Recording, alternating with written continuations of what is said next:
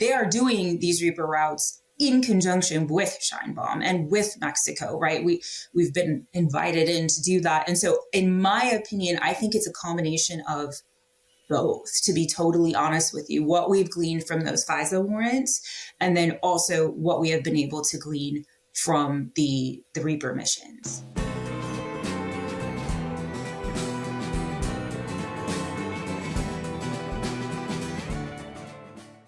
President Claudia Sheinbaum was able to extradite 29 cartel operatives to the U.S. Now, I'm curious. That's an interesting topic because she made that choice to do so. And I'm curious if the intel that they're able to gather from this, was that any significance to feel of a threat to the Mexican side of the country? Is it now kind of pushing them to make decisions like that? I personally believe so, but I actually think some of that too, this is just in my opinion. Obviously at CIA, I used FISA a lot, and particularly Section 702.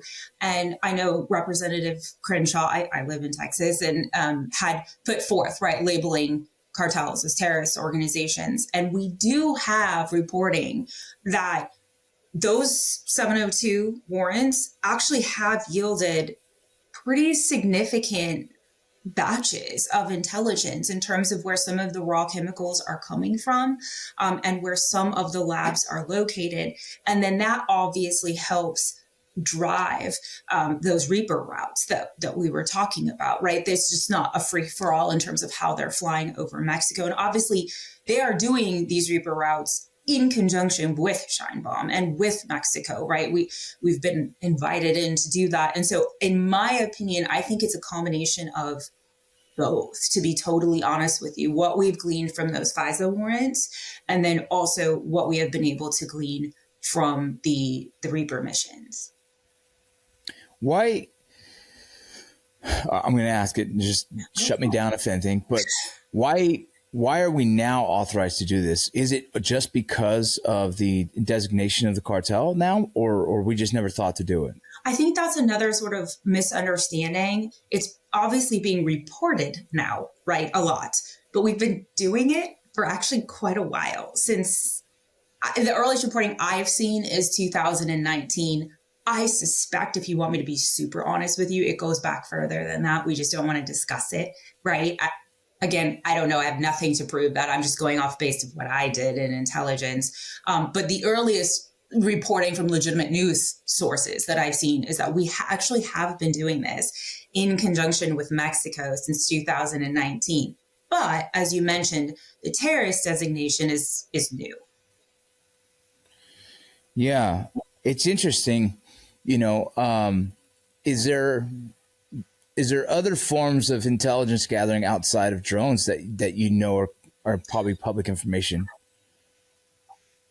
I think what's difficult with Mexico, and I think it's actually very similar. I remember being at CIA and talking with the folks in the Counter Narcotics Center, just because we were following some routes from their since defunct, but Sendero Luminoso was working with Hezbollah in the tri-border region. And so obviously we were following Hezbollah, but they said that narcotics networks are just as difficult to penetrate from a human intelligence perspective as terrorist networks. Because, you know, in Afghanistan, where I operated a lot, everything is familial, everything is clannish. And so when you bring in this outsider to try to get human intelligence, it's virtually impossible. And I think the same rings true for the cartels and for those networks. And so human intelligence, in my opinion, in terms of the war on drugs, right, and the war on the cartels is, I don't want to say impossible, but incredibly difficult to penetrate. So relying on these other forms, signals intelligence, and basically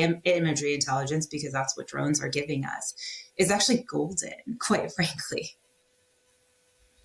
Yeah. You know, when I saw in the news that they were using drones, you know, the next interview I had was with another individual who's very familiar with kind of the cartel operations in Mexico. And he said a lot of the communications, the normal means of communications has ceased, and they started doing other means of communication. They were all under the impression that those flights were kind of gathering intel via cell phone data, text messaging. And now hearing that part of it, and I'm sure there could be multi different uses, but part of that was trying to identify, fentanyl and slow down, I guess, the process of that. And now that, this is coming to light, is there any kind of way that they're going to try and counter this? I'm sure there is. And I just ask, because I'm trying to further understand this, but for us to be able to use scent, and just from my own experience, we used to use heat signatures to identify, dope, drugs, and stuff like that.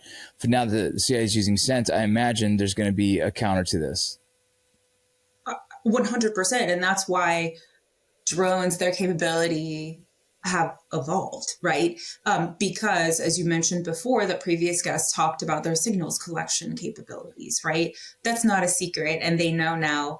I wouldn't say all of them know, but a lot of them know because they share that information with each other throughout cartels, how to circumvent that, right? Same thing with heat signatures. They know we have the capability to do that. So there's a way to sort of circumvent that. Not foolproof, but there's a way to do that. There's no question now, right? That they will 100% find a way to circumvent that. Now, I suspect it's going to be more difficult because how are you going to stop manufacturing the fentanyl, right? Like, how's that going to work out? Where are they going to have to find a whole new method? That just seems cumbersome, right? Whereas to evade signals detection and heat detection is a little less cumbersome and a little less complicated. So I think it's going to take them a while, in my opinion, to figure that out, unless they have access to something I don't know about. Yeah.